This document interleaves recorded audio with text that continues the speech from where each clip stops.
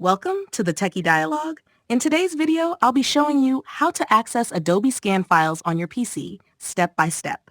If you find this tutorial helpful, don't forget to subscribe to the channel for more tech tips like this one. Let's get started.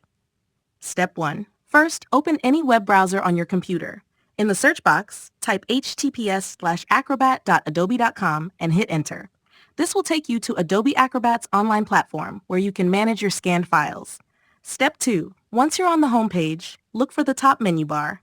There, click on Documents to view your files and manage them easily. Step 3. Next, click on Adobe Other Storage. This is where your Adobe Scan files are stored. To upload a new file or access existing ones, you can select the Upload File option.